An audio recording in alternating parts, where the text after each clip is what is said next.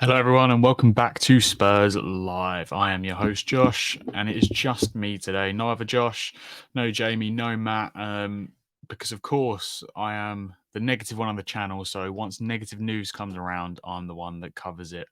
Um, and it's been a not so great month for Spurs, obviously, with the multiple injuries that we had against Chelsea, the suspensions, and that last minute loss to Wolves as well as Chelsea.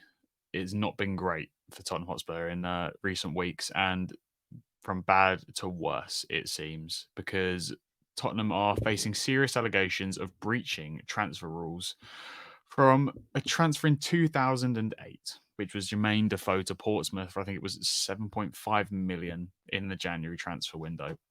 Now, this was revealed by Matt Law in the Times a couple of days ago. It's been circling around everywhere. Quite a hot topic at the minute, considering the 10-point deduction Everton have faced recently for their breach of financial fair play rules.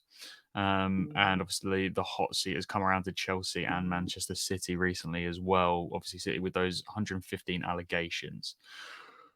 But it's now Tottenham's turn on this merry-go-round of breaches, allegations, and whatnot. So let's deep dive into it, into what it could mean for Spurs and what it could mean for our season. And can the past come back to haunt us once again? So allegedly, in this transfer, Spurs dealt with an agent who was unlicensed with the FA, so had no right to practice within football at the time.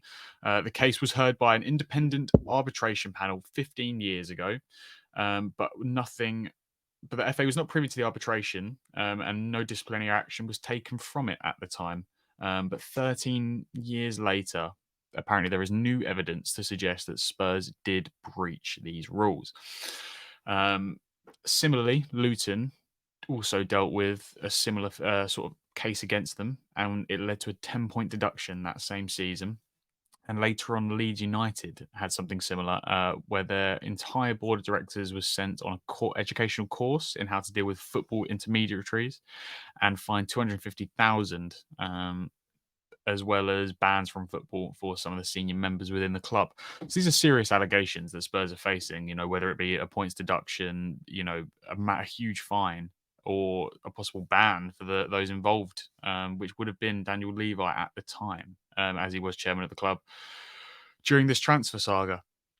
So at the moment, we don't know where this is going. The FA will take it further, um, but they have means to suggest that Spurs are guilty, which couldn't have come at a worse time, really. After, like I said, injuries, the two back-to-back losses, after unbeaten start, um, and also the rumours that there was a lack of money to spend anyway in January, despite our extremely thin and frail squad. But Spurs are now down to fourth. They face Villa this week, so could even end up in fifth by the end of the weekend, with Man United could end up 2 points behind, despite the fact that they've had a pretty poor start to their season by their own standards. And a 10-point deduction, say it was a 10-point deduction, would take us down to, well, that's how bad it is. It would take us down with Chelsea before the ball is kicked this weekend on 16 points, should we not win or draw against Villa,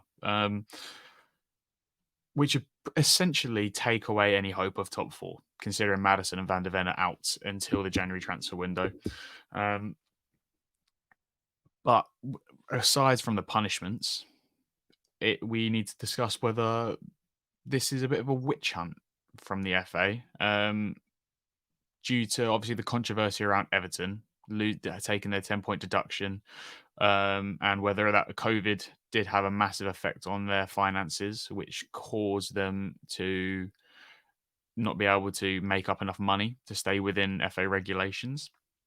And, Spurs have also been drawn into that because of the Richarlison transfer. Everton have accused Spurs of essentially blackmailing them into selling Richarlison for a £20 million fee lower than they believed he was worth at the time, because Spurs knew about these financial restrictions that Everton were facing and they were desperate for the money. They wanted 80. Spurs sort of shoehorned them into paying 60, because they didn't have a choice, which I don't think Spurs are particularly happy with. But ironically, then now the shoe has fallen on the other foot, and Spurs could face a large fine, suspensions, or in worst case scenario, I think for us as a club, a deduction, which would massively sort of derail our season and the great momentum that we've built so far under Ange. Um, I think the the thing that everyone's going to go to is this fair? Considering Manchester City have 115 charges over their head, um, allegedly, and they're yet to be sort of punished or any action taken any further for those. And I say with Chelsea due to the ownership of Abramovich in the early 2000s and the finances behind that, and then even the finances recently with Todd Bowley's ownership and the amortization and whatnot, and the loopholes that they've been taking. So, are the FA just trying to prove a point with this?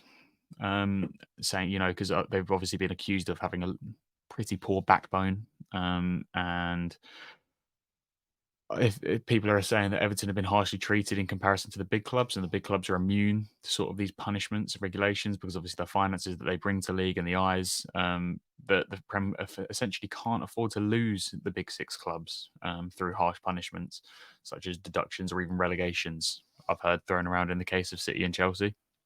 So, are the FA coming to Spurs with this to sort of prove a point and scalp one of the big clubs essentially?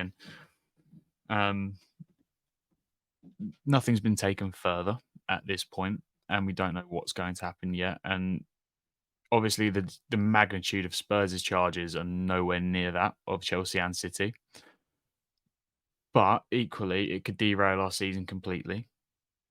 And the debate is if Spurs are guilty, they should be charged. But there also comes to a point where this charge was over 13 years ago. It was looked into, and the evidence at the time suggested that no foul play had been done.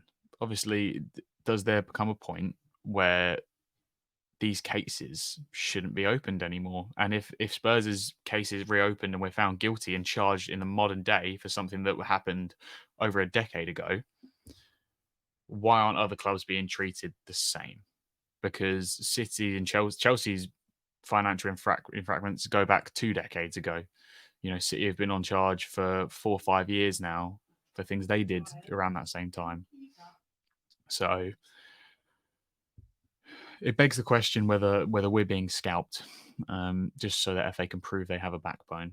And I believe if Spurs are guilty, they should be punished, but I want equal treatment from all the clubs.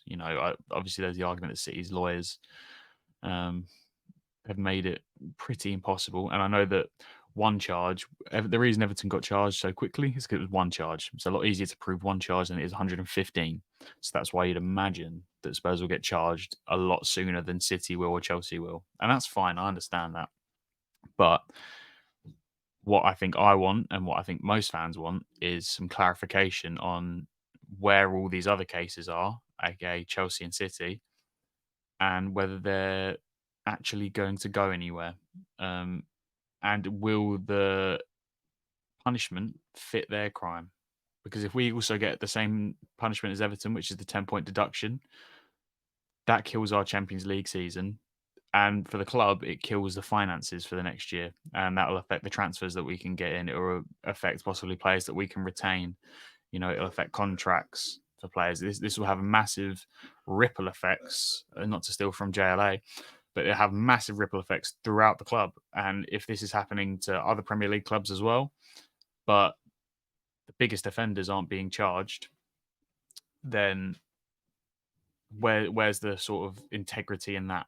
Because this is what it's for. It's allegedly that the FA are trying to keep the integrity of the game at the forefront. But if Spurs and Everton are charged because they have done less than Chelsea and City, where's the integrity in that? So we yet to see this go any further, and there's been no developments since this came out a couple of days ago. But it'll be interesting to see everyone's thoughts in the comments to see, if Spurs get deducted these 10 points, how does that change your outlook on the season as a Spurs fan?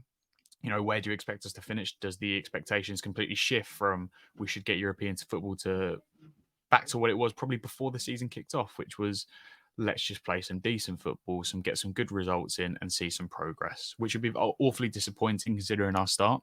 But is that where we go back to? Or do you still maintain that even with the deduction, we should still be able to get those European spots over maybe Villa, Brighton, sort of West Ham? Even West Ham are in there at the minute, so Chelsea.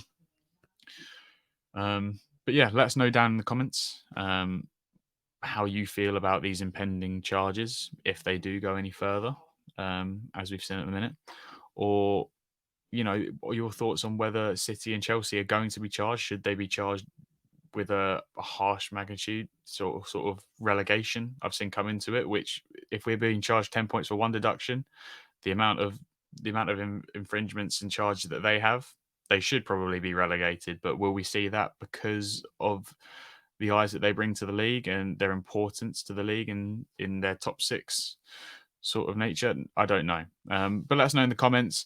And we'll be back tomorrow, I believe, for our match preview for the Villa game. So make sure to join that, because it will be me and all the other co-hosts, I believe, Josh, Jamie, Matt, as long as everyone's available. Everyone will be there tomorrow. But I hope you enjoyed the video. Make sure to like, comment, make sure to subscribe if you haven't already. We're at 1.35k, I think, at the minute. So we're growing really well this season. We're hoping to hit 2k by the end of the season, which would be fantastic, and a real achievement for all the boys involved. So yeah, I hope you enjoyed the video, and see you next time.